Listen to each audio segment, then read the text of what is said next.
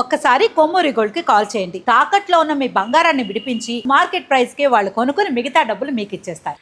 నమస్తే, welcome to మనం TV. ఓ జాతీయ సర్వే సంస్థ దేశంలో ఏ రాజకీయ నాయకుడు నిస్వార్థంగా పనిచేస్తాడు, దేశభక్తి కలిగి ఉంటాడు, అలాగే నిజాయితీగా ఉంటాడు, ఈ క్వాలిటీస్ ఏ నాయకుల్లో ఎక్కువ ఉన్నాయని చెప్పి సర్వే చేస్తే కొన్ని ముఖ్యమైనటువంటి రాజకీయ నాయకుల పేర్లు వచ్చినాయి. ఎందుకంటే చాలా ఆశ్చర్యపోతారు ఈ లిస్టు చూస్తే. వాళ్ళకి ఎందుకు టాప్ 5లో వీళ్ళు ఉన్నారు, దీని గురించి మనం అనాలిసిస్ చేద్దాం. ప్రస్తుతం నాతో పాటు స్టూడియోలో ఉన్నారు సీనియర్ జర్నలిస్టు కిరణ్ గారు. వారితో మాట్లాడదాం. కిరణ్ గారు నమస్కారం సార్. హాయ్ వల్లి. కిరణ్ గారు, ఒక జాతీయ సర్వే సంస్థ అంటే పర్టికులర్గా అంటే ఇప్పుడు భారత్ పాకిస్తాన్ యుద్ధం వచ్చింది కాబట్టి నాయకుల్లో ఎంతవరకు దేశభక్తి ఉందని చెప్పి కరెక్ట్గా ఈ సమయంలో అదే కారణమా చేయడానికి, సర్వే చేయడానికి రీజన్ ఏంటి? అంటే సహజంగా వలి నిజాయితీ పరుడైన నాయకుడు అని మనం ఇప్పుడు వెతికితే దుర్బిణి బట్టి వెతకాలి మనం. అంతకుముందు మన స్వాతంత్రం వచ్చిన మొదట్లో ఎవరు నిజాయితీ పరుడు, బోల్డ్ మంది నిజాయితీ పరుడు. అవినీతి పరులు ఎవరు అంటే మనం వెతకాలి, వీడు కల్పరిట్, వీడు అవినీతి పరుడు అని. ఇప్పుడు అట్లా కాదు, అందరు అవినీతి పరుల్లో నిజాయితీ పరులు మనం వెతుక్కోవాల్సిన దుస్థితిలో ఉన్నాం మనం వాస్తవానికి. అది సో ఈ సంస్థ ఏం చేసిందంటే నిజాయితీ పరులు ఎవరు, అలాగే ఈ దేశం కోసం తపించే వ్యక్తి ఎవరు, అలాగే నిస్వార్థంగా సేవ చేసే వ్యక్తి ఎవరు, ఈ 3 క్రైటీరియా తీసుకుని సర్వే నిర్వహించిందంట. అయితే ఈ సర్వేలో హిందీ అంటే ఉత్తరాదిన జరిగిన సర్వే, ఉత్తరాది సంస్థ చేసిన సర్వే, ఇదెవరో తెలుగు రాష్ట్రాల్లో చేసిన సర్వేలు కాదు, ఉత్తరాదిన చేసిన సర్వేలో ఒక వినూత్నమైన ఫలితాలు వెలువడ్డాయి. అందరూ ఆశ్చర్యపోయే ఫలితాలు. ఓకే, ఒకసారి ఆ లిస్టు కూడా నేను రెడీ చేసి పెట్టాను. టాప్ 5లో కేంద్ర మంత్రి నితిన్ గడ్కరీ గారు ఉన్నారు. వీరి గురించి నితిన్ గడ్కరీ ఆర్ఎస్ఎస్ బ్యాక్గ్రౌండ్ నుంచి వచ్చాడు. ఒక రకంగా చెప్పాలంటే నరేంద్ర మోదీ తర్వాత ఎవరు ప్రధానమంత్రి అంటే ఆర్ఎస్ఎస్ ప్రతిపాదించే వ్యక్తి ఇతను. ఆర్ఎస్ఎస్ ప్రతిపాదించింది అంటే ఆటోమేటిక్గా వాళ్ళ క్యారెక్టర్ చాలా క్లీన్గా ఉంటుంది. అప్పుడే ఆర్ఎస్ఎస్ వాళ్ళని ప్రతిపాదిస్తూ ఉంటుంది, నిస్వార్థంగా సేవ చేయడం ఇట్లాంటివి ఉంటాయి. అందుకే నితిన్ గడ్కరీకి ఆ స్థానం వచ్చింది అనుకుంటా. ప్రధానమంత్రి రేసులో కూడా ఎప్పుడు మాట్లాడుకున్నా ఆయన ఉంటారు. సో ఇంకొకటి, ఆయన ప్రస్తుతం మనకి ఇన్ఫ్రాస్ట్రక్చర్ మ్యాన్ ఆఫ్ ఇండియాగా పేరుగాంచారు. ఇవాళ జాతీయ రహదారులు ఇంత బాగా అభివృద్ధి చెందుతున్నాయంటే రహదారులు రవాణా శాఖ మంత్రిగా ఆయన అద్భుతమైన పనితీరు ప్రదర్శించారు. సో ఇవాళ వందే భారత్ ట్రైన్లు కానివ్వండి, వేగం పెరగాలి, క్వాలిటీ పెరగాలి అని తప్పించే వ్యక్తి. కొత్త కొత్త టెక్నాలజీలు ఇన్వెంట్ చేస్తా ఉంటారు. సో బాగా చదువుకున్నాడు ఆయన, బాగా చదువుకున్నాడు, వ్యాపారాలు ఉన్నాయి, సొంత వ్యాపారాలు ఉన్నాయి, వాటి జోలికి వెళ్లకుండా నిస్వార్థంగా రాజకీయ. ఒకటి అబ్జర్వ్ చేస్తే సార్, నితిన్ గడ్కరీ అసలు ఎక్కడన్నా ఒక కాంట్రవర్సీలో కనిపిస్తారా? అసలు కాంట్రవర్సీ లేదు, అనవసరమైన ప్రచారం కూడా చేసుకోవడం. ఎక్కడ ప్రచారానికి దూరంగా ఉంటాడు, తన పని తాను చేసుకుపోతుంటాడు. ఇంకొక ముఖ్యమైన విషయం, ముంబైలో విపరీతమైన ట్రాఫిక్ ఉంటే ఆ ట్రాఫిక్ని, ఆ సమస్యకి చెక్ పెట్టిన వ్యక్తినే. ఆ రోజుల్లో మహారాష్ట్రలో అప్పుడు కూడా ఆయన రహదారులు రవాణా శాఖ మంత్రిగా ఉన్నప్పుడు 55 ఫ్లైఓవర్ నిర్మించాడు ముంబైలో. సూపర్. ముంబై టు పూణే ఒక పెద్ద రహదారి నిర్మించి ముంబై టు పూణే పోవాలంటే చాలా కష్టంగా ఉండేది. అలాంటిది ఆ కారిడార్ని చాలా సులువుగా చేసేసాడు. సో ఇవన్నీ చేశాడు కాబట్టి భారతదేశంలో కూడా ఇన్ఫ్రాస్ట్రక్చర్ ముఖ్యంగా వలి, మీకు అస్సాం లాంటి ఈ రాష్ట్రాలు 7 సిస్టర్స్ అంటాం కదా మనము, ఈశాన్య రాష్ట్రాలు భారతదేశానికి ఆ కనెక్టివిటీ చాలా తక్కువ ఉండేది వలి. అసలు ఆ రాష్ట్రాల వాళ్ళు భావించేవాళ్ళు మనం అసలు భారతదేశం వాళ్ళమైనా అనుకునే పరిస్థితుల్లో మీరు కాంగ్రెస్ ప్రభుత్వం ఉన్నంత వరకు అదే ఉండింది. ఈ బీజేపీ ప్రభుత్వం వచ్చాక ఎస్పెషల్లీ నితిన్ గడ్కరీ గారు ఆ రవాణా సదుపాయాల్ని బాగా పెంచారు. రోడ్ కనెక్టివిటీని పెంచి దాన్ని మనలో ఒక రకంగా రవాణా సదుపాయం ఉంటేనే కదా మనకి పోగలం. సో అక్కడికి ఎక్కువ వెళ్ళడం కానీ, అక్కడి నుంచి రావడం కానీ, వాణిజ్యం జరగడం కానీ, ఇవన్నీ జరిగేసరికి వాళ్ళలో విపరీతమైన క్రేజ్ వచ్చి అస్సాం లాంటి చోట్ల మనం ఎక్స్పెక్ట్ చేయగలమా బీజేపీ వస్తుందని. బీజేపీ వచ్చింది. దానంతటికీ మూలం నితిన్ గడ్కరీ. అందుకే ఆయన టాప్ 5లో 5th ప్లేస్లో ఉన్నారు. ఇప్పుడు 4th ఎవరు ఉన్నారో చూద్దాం. యోగి ఆదిత్యనాథ్, ఉత్తరప్రదేశ్ సీఎం. యోగి ఆదిత్యనాథ్ ఈయన కూడా నిస్వార్థమైన వ్యక్తి. ఈయన అంటే సన్యాసి జీవితం. ఎవరు ఆయనకి నా అన్న వాళ్ళు వాటి గురించి అసలు పట్టించుకోడు. ఆయనకు ఒకటి భారతదేశం, నా దేశానికి నేను ఏం చెయ్యాలి అని ఒక కంకణం కట్టుకున్న వ్యక్తి. యూపీ అంటే మనకి మామూలుగా యూపీ, బీహార్ అంటే మనకి ఏం గుర్తొస్తాయి? రచ్చలు, గొడవలు, రౌడీలు, గూండాలు. ఎవరైనా ఇక్కడ సినిమాల్లో కూడా చూపిస్తుంటారు, బీహార్ నుంచి యూపీ నుంచి తీసుకొస్తారు, ఎవరైనా మర్డర్ చేయాలంటే యూపీ నుంచి ఉత్తరప్రదేశ్ నుంచి వచ్చారు, వాళ్ళకి ఏంటంటే పావలా పరకిస్తే మర్డర్ కూడా చేస్తుంటారు. అలాంటి ప్రదేశంలోకి ఆయన బాధ్యతలు తీసుకున్నాక వాళ్ళు ఏం మాట్లాడుకుంటున్నారు యూపీలో? యూపీలో పెట్టుబడులు, అభివృద్ధి, వీటి గురించి మాట్లాడుకుంటాం. అట్ ద సేమ్ టైం యూపీలో వారణాసి అనేది ఉన్నా కానీ మనం అసలు ఉత్తరప్రదేశ్లో ఉన్నా కానీ మనం ఆధ్యాత్మిక రాష్ట్రంగా మనం చూసేవాళ్ళం కాదు. కానీ ఇవాళ ఆధ్యాత్మిక రాష్ట్రంగా చూస్తాం. ప్రయోగరాజు, ఆయన మొన్న కుంభమేళా జరిగింది, వారణాసి కుంభమేళా జరిగింది. కుంభమేళా ఎంత అద్భుతంగా చేశాడు ఆయన. సో అంతమంది వస్తే చిన్న చిన్న 1-2 ఘటనలు జరుగుతాయి కానీ సో అంత అద్భుతంగా ఆయన చేయగలిగాడు. సో అభివృద్ధి దిశగా రాష్ట్రాన్ని నిలుపుతుంది, ఎస్పెషల్లీ శాంతి భద్రతలు. మీరు ఒక మాట, పవన్ కళ్యాణ్ గారు శాంతి భద్రతల అంశంలో ఒక మాట అన్నారు, గుర్తుందా మీకు? యోగి ఆదిత్యనాథ్ లాగా చేయాలి మీకు, ఆయనే కరెక్ట్ అని. అంతటి కఠినమైన శిక్షలు వేసాడు ఆయన. ఉంటే నువ్వు మంచిగా ఉంటే, లేకపోతే రాష్ట్రం వదిలి వెళ్ళిపో అనేవాడు. సో అట్లా చాలా మందిని రాష్ట్ర బహిష్కరణ చేశారు. సో శాంతి భద్రతల విషయంలో, అభివృద్ధి విషయంలో, రైతుల సంక్షేమ విషయంలో, నిస్వార్థంగా ప్రజలకు సేవ చేయడం విషయంలో ఈయన టాప్. వీళ్ళు అక్రమాలకి పాల్పడే అక్రమార్కులు ఉంటారు కదా సార్, ఎవరు ఇది అక్రమంగా కట్టడాలు కట్టేవాళ్ళు కావచ్చు, పేదలకి నష్టపరిచి పేదల గూడును కూడా వాళ్ళకు లాగేసుకుని తమ సొంతానికి వాడుకున్నారు సార్. వాళ్ళ బుల్డోజర్ గవర్నమెంట్ కూడా అన్నారు కదా, అన్నారు, చుక్కలు చూపించారు. ఆయన బుల్డోజర్, నువ్వు అన్నట్టు అదే బుల్డోజ్ చేసి పడేసాడు అంతా. సో అందువల్ల ఆయన బహుశా ఆయన 4వ ప్లేస్లో నిలవటానికి కారణం ఆయన చేసిన సేవ అని మనం మాట్లాడుకోవచ్చు. ఓకే, ఇప్పుడు 3rd ప్లేస్లో ఎవరున్నారో చూద్దాం. జయశంకర్ గారు. ఈయన మాస్ లీడర్ కాదు, జనంతో ప్రత్యక్ష సంబంధాలు ఉండవు ఈయనకి. అయినా ఈయన ఎందుకు ఇక్కడ ఎంచుకున్నారంటే ఈయన దౌత్య సంబంధాల్లో తోపు. ఈయన మించిన వాళ్ళు ఎవరు లేరు. దౌత్యం చెయ్యాలి అంటే, ఒక దేశం నుంచి ఇంకో దేశానికి మనకి రిలేషన్ బాండ్ పెంచాలంటే ఈయన మించిన వాళ్ళు లేరు. మనకి నేరుగా మనకి సంక్షేమ పథకాలు పంచి మనతో కలిసి మాట్లాడే ఒక నాయకులు ఎంత ముఖ్యమో, మన దేశాన్ని ఇతర దేశాలకు అటాక్ చేసే వ్యక్తి కూడా అంతకంటే చాలా ముఖ్యం. ఈయన 1977లో ఐఏఎస్ ఆఫీసర్గా విదేశాంగ శాఖలో బాధ్యతలు తీసుకున్నారు. అక్కడి నుంచి విదేశాంగ శాఖ కార్యదర్శిగా అనేక దేశాలు చుట్టొచ్చాడు. చాలా మనకి భారతదేశానికి ఇతర దేశాలకి సంబంధ బాంధవ్యాలు పెంచడంలో ఈయన దిట్ట. At the same time Sushma Swaraj విదేశాంగ మంత్రిగా ఉన్నప్పుడు ఆవిడ తర్వాత ఎవరు ఉండాలి అనుకున్నప్పుడు ఈయన టక్మని నరేంద్ర మోదీ గారికి ఈయనకి ఆ బాధ్యతలు అప్పగించారు. ఈయన ఒక అధికారి నుంచి మంత్రిగా బాధ్యతలు చేపట్టి ఇవాళ డిప్లొమసీ అంటే దౌత్య సంబంధాలు ఇంత గట్టిగా ఉన్నాయి మనకి అంటే ఇవాళ సౌదీ అరేబియా కూడా మనకి సపోర్ట్ ఇస్తుంది. పాకిస్తాన్కి 2-3 దేశాలు, 1-2 దేశాలు తప్ప ఎవరు ఇవ్వాలి. కానీ మనకి ఇజ్రాయెల్ లాంటి వాళ్ళు, రష్యా లాంటి వాళ్ళు, అమెరికాతోటి మనము మంచిగా ఉన్నా కానీ రష్యా కోప్పడాలి వాస్తవానికి. రష్యా లేకుండా అట్లా కాకుండా రష్యా కూడా, రష్యాతో మంచుకుంటాం, అమెరికాతో మంచుకుంటాం, అందరితో దౌత్య సంబంధాలు, వాణిజ్య సంబంధాలు అన్నీ. ఇంకొక అంశం, ఇవాళ టర్కీ లాంటి దేశాలు కూడా అంటే మనకి ఇక్కడ ఏం ఆలోచిస్తారు, భారతదేశం నీతి ఏంటంటే అవినీతి అంటే అపకారికి ఉపకారం చేయగలిగిన నీతి భారతదేశానికి. సో టర్కీకి కూడా వాళ్ళ భూకంపం వచ్చినప్పుడు మనం ఏమి మనసులో పెట్టుకోకుండా టర్కీ సాయం చేసాం, అజర్బైజాన్ సాయం చేసాం. ఇవాళకి నిన్నటికి నిన్న మాల్దీవ్స్కి 450 కోట్లు లేకపోతే 500 కోట్ల రూపాయలు వాళ్ళకి నిత్యం ప్రతి సంవత్సరము ఇప్పుడు మనం సాయం చేస్తాం.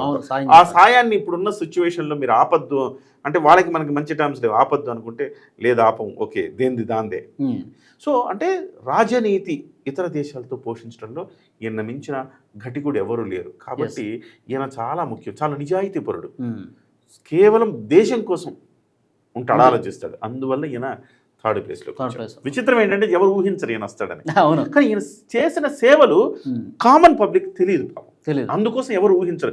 కామన్ పబ్లిక్ ఎట్లా ఉంటుంది అంటే ఫ్యాన్సీగా ఉండే నాయకులు ఎక్కువ పేర్లు తెలుస్తుంటాయి కానీ ఎవరు రోజు మాట్లాడుతున్నారు ఎవరు వాళ్ళే తెలుస్తారు, ఈయన తెలియదు. కానీ ఈయన మాత్రం ఈయన అంతర్జాతీయ వేదికల మీద ఈయన మాట్లాడితే టెర్రర్ అనమాట, అట్లా మాట్లాడతారు, డిప్లొమసీ అట్లా కొనసాగిస్తారు. అందువల్ల ఈయన టాప్ 3. అంటే ఇతర దేశస్తులు కూడా ఇలాంటి నాయకుడు కూడా మన దేశంలో ఉండాలి, అలాంటి దౌత్యవేత్త కావాలనుకుంటారు. ఇప్పుడు టాప్ 2లో ఎవరున్నారు, 2nd ప్లేస్లో ఎవరున్నారు చూద్దాం. నరేంద్ర మోదీ గారు, భారత ప్రధాని. సార్ నాకు ఒక ఆశ్చర్యం కలిగే విషయం, నేను ఈ లిస్టులో టాప్ 1లో ఉంటారేమో అనుకున్నా. 2nd ప్లేస్లో ఉన్నారు ఈయన.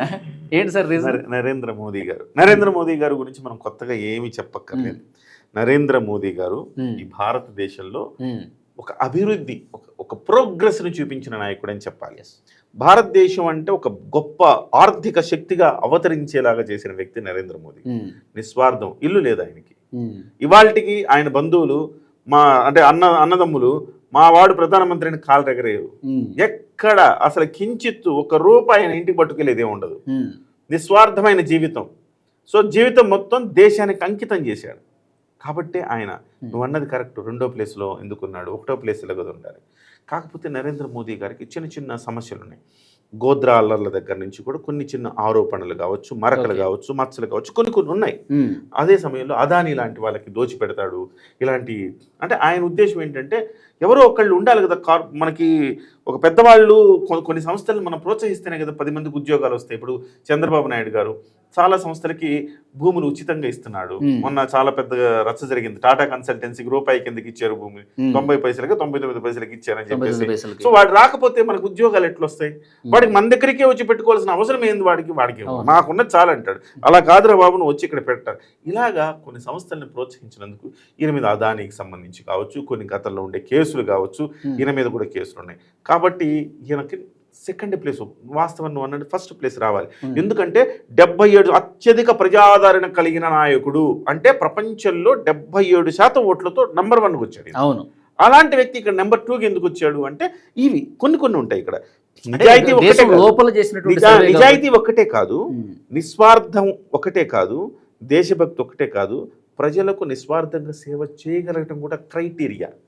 కాబట్టి ఆ క్రైటీరియా ప్రకారం ఈయనకు 2nd వచ్చి ఉండొచ్చు. 1st వచ్చిన నాయకుడు ఎవరో తెలిస్తే 2nd ఈయనకి ఎందుకు వచ్చిందో కూడా చెప్తాను. ఓకే, ఇప్పుడు అందరూ ఈగర్గా వెయిట్ చేస్తున్నారు. ఇప్పుడు ఈ వీడియో మొదటి నుంచి ఫాలో అయ్యే వాళ్ళు అనుకుంటుంటారు 1st ప్లేస్ ఎవరున్నారని. నేను రివీల్ చేస్తున్నాను, మీరందరూ కూడా షాక్ అవుతారు. జనసేన అధ్యక్షులు ఆంధ్రప్రదేశ్ డిప్యూటీ సీఎం పవన్ కళ్యాణ్ గారు.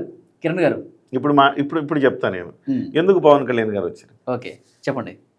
ఈ దేశంలో ఓటమిలో కూడా ప్రజలకు సేవ చేసిన పార్టీ కానీ నాయకుడు కానీ నాకు తెలిసి ఎవరైనా ఉంటే దయచేసి కామెంట్ చేయండి.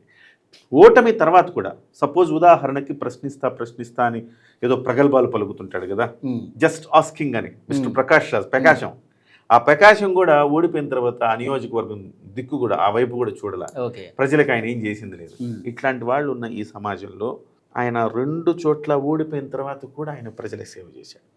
ఈ రాష్ట్రంలో 3,000 మంది కౌలు రైతులు ఆత్మహత్యలు చేసుకుంటే ప్రభుత్వం పట్టించుకోకపోతే సొంత నిధుల నుంచి ఆయన డబ్బులు ఇచ్చాడు. ఆయన కష్టపడ్డ సొమ్ముతో ఎక్కడ ఆగలేదు ఆయన ప్రజాసేవ. అధికారంలో ఉన్నా లేకున్నా ఆయన సేవ చేశాడు. అధికారంలో లేనంత మాత్రాన కామ్గా కూర్చోలా. ఉద్దానం కిడ్నీ బాధితుల సమస్య ప్రపంచం దృష్టికి తీసుకొచ్చాడు. దానికి వాళ్ళ ఆ సమస్యకు పరిష్కారం వచ్చింది. ఇట్లా అనేకం అనమాట. సరే, దేశభక్తి గురించి మనం మాట్లాడుకుంటే పవన్ కళ్యాణ్ గురించి ఏం చెప్తారు మీరు? దేశభక్తిలో ఆయన అసలుకు ఈ రాష్ట్రము, కులము, మతము, రాష్ట్రం ఇవన్నీ కాదు, ఫస్ట్ నేషన్ అనుకునే వ్యక్తి పవన్ కళ్యాణ్ గారు. అందుకే బహుశా నిస్వార్థమైన సేవ, పార్టీలకు అతీతంగా నిస్వార్థమైన సేవ, ఏ విషయంలో కూడా ఓట్ల రాజకీయం చేయడు. బహుశా నరేంద్ర మోదీ గారు కూడా దీనికి అతీతమేం కాదు, ఓట్ల రాజకీయానికి ఏ విషయంలో కూడా ఓట్ల రాజకీయం చేయడు. సో ఇలా మాట్లాడితే నా ఓట్లు పోతాయేమో అంటే పర్లేదు, ఓట్లు పోయినా పర్లే, నేను ఎలా మాట్లాడతా అంటాడు. అంతటి నిక్కచ్చిగా నిజాయితీగా ఉండే వ్యక్తి కాబట్టి నెంబర్ 1 ప్లేస్. అలాగే వేల కోట్ల రూపాయలు నరేంద్ర మోదీ గారు అనుకోండి, ఆయన రాజకీయాల్లోనూ పుట్టి పెరిగారు. యోగి ఆదిత్యనాథ్ గారు అనుకోండి, సర్వసంగ పరిత్యాగి. సో అలాంటి వాళ్ళు రాజకీయాల్లోకి వచ్చి నిజాయితీగానే ఉంటారు. కానీ వేల కోట్ల రూపాయల డబ్బు చూసిన వ్యక్తి అంటే ఒక యాడ్ చేస్తే 10 కోట్లు, 15 కోట్లు, 25 కోట్లు వస్తాయి. 100,000 కోట్ల డబ్బు చూసిన వ్యక్తి, ఒక విలాసమైన జీవితాన్ని చూసిన వ్యక్తి, అలాంటి వ్యక్తి వాళ్ళ రాజకీయాల్లోకి వచ్చి ప్రజల కోసం ఎండనక వాననక తిరుగుతూ రబ్బరు చెప్పులు వేసుకోలేదని రబ్బరు చెప్పులు ఇవ్వడం దగ్గర నుంచి వాళ్ళ మురళీనాయక్ కుటుంబానికి 25 లక్షల సాయం చేసేంత వరకు ఎముక లేదు ఆయన చేతికి. సార్, ఇక్కడ మీరు 25 లక్షల సాయం గురించి అంటే నాకు గుర్తొచ్చింది. ఆయన అధికారంలో లేనప్పుడు, డిప్యూటీ సీఎం కానప్పుడు, ఓన్లీ ఒక పార్టీ అధ్యక్షుడిగా అధికారం లేదు కాబట్టి ఆయన సొంత జేబుల నుంచి డబ్బులు ఇచ్చారు సార్. ఇప్పుడు గవర్నమెంట్ ఉంది, గవర్నమెంట్ ఆల్రెడీ ఇస్తుంది, అయినప్పటికీ నేను వ్యక్తిగతంగా ఇస్తున్నానంటే ఎంత గొప్ప మనసు చూడండి. హ్యుమానిటీ, హృదయంతో. నేను అందుకే అంటుంటా, వాళ్ళు అందరూ బుర్రతో రాజకీయాలు చేస్తే ఈయన హృదయంతో రాజకీయం చేస్తాడు. అంటే ఈయన హృదయాలను దోచుకుంటాడు. సో మనిషి ఈయన మానవత్వంతో ఆలోచిస్తాడు కాబట్టి అలా చేయగలుగుతాడు. లేకపోతే మీరు అలా ఆలోచించకపోతే, హృదయంతో ఆలోచించకపోతే చేయలేరు ఇవన్నీ. ఎవరు చేస్తున్నారు? ఎంతో వేల కోట్లు ఉండేవాళ్ళు, లక్షల కోట్లు ఉండేవాళ్ళు ఎంత దానం చేస్తున్నారు? ఈయనకున్న దాతృత్వం ముందు ఈయనకున్న డబ్బులు ఎంత, ఈయనకు చేసే దాతృత్వం ఎంత, ఉన్నదంతా కరిగించి ఇచ్చేస్తున్నారు. లక్షల కోట్లు గమ్మున కూర్చుంటారు. కాబట్టి సో బహుశా నేను అనుకోవడం ఈయన్ని ఆ స్థానంలో నిలబెట్టింది ఏంటి, ఒకటో స్థానం నిలబెట్టింది ఏంటంటే నిజాయితీపరుడు, అలాగే నిస్వార్థంగా ఉంటాడు. తన దగ్గర ఉంటే డబ్బులు అలా ఎవరికి కావాలంటే వాళ్ళకి ఇచ్చేస్తాడు. మొన్నటికి మొన్న పెన్షన్ ఇచ్చే ఆయన జీతము 2 లక్షల చిల్లరంతో జీతం ఉంటే ఎమ్మెల్యేగా ఆయనకు వచ్చే జీతాన్ని పిఠాపురంలో 42 మంది అనాథ పిల్లలకు ఒక్కొక్కళ్ళకి 5,000 చొప్పున ప్రతి సంవత్సరం ఆయన అధికారంలో ఉన్నంత వరకు, ఆయనకు ఎమ్మెల్యే జీతం వచ్చినంత వరకు 5,000 అనాథ పిల్లలకి ఇచ్చేస్తాను. వాళ్ళ చదువులకి, వాళ్ళ ఖర్చులకి. ఎవరు చేస్తారండి? ఎవరు చేశారు? ఇంతకుముందు నాకు ఎవరైనా చేస్తుంటే దయచేసి కామెంట్లు చేయండి. బహుశా అందుకే ఆయన నెంబర్ 1 అయ్యాడు. ఓకే, ఇంకొకటి సార్, మీరు పవన్ కళ్యాణ్ గారి గురించి చెప్తుంటే జనసేన బహిరంగ సభల్లో కావచ్చు, రోడ్ షోల్లో కావచ్చు, ఏ ఇతర పార్టీ షోల్లో కనిపించినంతగా జాతీయ జెండాలు కనిపిస్తాయి. జనసేన జెండాలతో పాటు జాతీయ జెండాలు కనిపిస్తాయి. ప్రతి ప్రసంగం తర్వాత జై హింద్ అంటాడు. స్టార్టింగ్ నుంచి, ఇవాళ కాదు, అవును, ప్రతి ప్రసంగం తర్వాత దేశానికి సంబంధించి ఏమొచ్చినా ముందు తాను ఉంటాడు. దేశభక్తి గురించి మాట్లాడతాడు. ప్రతి ప్రసంగంలో దేశభక్తి గురించి మాట్లాడతాడు. జెండాకున్నంత పొగరుంది నాకంటాడు. అవును. సో అతను దేశభక్తి అనగానే మన రాష్ట్రంలో గొప్ప దేశభక్తి గల రాజకీయ నాయకుడు ఎవరు అంటే టక్మని ఎవడైనా కానీ నిద్రలో లేపడిగిన పవన్ కళ్యాణ్ అని చెప్తాడు. అంత పెనవేసుకుపోయింది దేశభక్తికి ఆయనకి, సేవా గుణానికి ఆయనకి అంత పెనవేసుకుపోయింది, నిజాయితీకి ఆయనకి అంత పెనవేసుకుపోయింది. కాబట్టి బహుశా వాళ్ళందరికంటే ఒక ఇంచు ఎక్కువ ఆయనకి ఉంది. కాబట్టి బహుశా ప్రజలతోనే వాళ్ళు సర్వే చేశారు సార్. వాళ్ళంతటి వాళ్ళు ఏదో టీవీలు చూసో లేకపోతే పేపర్ ప్రజలు ఎందుకు. ఇంకోటి కూడా వలి, ఇక్కడ చాలా మందికి ఆయన గురించి ఈ మధ్య కాలంలో అధికారులకు వచ్చాక చాలా మంది ఆయన గురించి సెర్చ్ చేశారు. ఆయన సనాతన ధర్మం అన్నప్పుడు కానీ, మహారాష్ట్ర ఎన్నికలప్పుడు కానీ, సో ఆయన ఎవరబ్బా పవన్, నరేంద్ర మోదీ ఆయన గురించి, ఈయన పవన్ కాదు, ఆయన సునామీ అన్నప్పుడు, ఆంధీ అన్నప్పుడు కానీ ఎవర్రా ఈయన అని చెప్పి చూశారు. అవును, చాలా మీరు ఇతర భాషల్లో ఇంటర్వ్యూలు చూడండి. మేము ఆయన సినిమాలు చూడలేదు, ఆయన ఫ్యాన్ అయిపోయాం, ఆయన పొలిటికల్ ఫ్యాన్ అయిపోయాం, ఆయన నిస్వార్థం మా రాష్ట్రానికి రావాలి ఆయన అని కోరుకునేవాళ్ళు. సో బహుశా ఆయన ఈ మధ్య కాలంలో ఆయనకి నేషనల్ లెవెల్లో ఎలివేషన్ వచ్చింది. రావడం బహుశా అంత ఓటింగ్ రావడానికి కూడా కారణమైంది. సో డెఫినెట్గా ఈ టాప్ 5 లిస్టు సర్వే సంస్థ చేసిన లిస్టు చాలా పక్కాగా, నిక్కచ్చిగా, వాళ్ళు కూడా నిజాయితీతో చేసినట్టుగా అనిపిస్తుంది సార్ ఇవన్నీ చూస్తే. సో డెఫినెట్గా ఫ్రెండ్స్, మీరేమనుకుంటున్నారు? టాప్ 5లో వచ్చినటువంటి ఈ లిస్ట్ని చూసిన తర్వాత మీకేమనిపిస్తుంది? డెఫినెట్గా మీరు కామెంట్, మీకు ఎవరైనా నిజాయితీపరుడైన నాయకుడు ఇందులో లేడని మీకు అనిపిస్తుంటే మీరు కామెంట్ చేయండి, దయచేసి కామెంట్ చేయండి. Thank you very much. Thank you.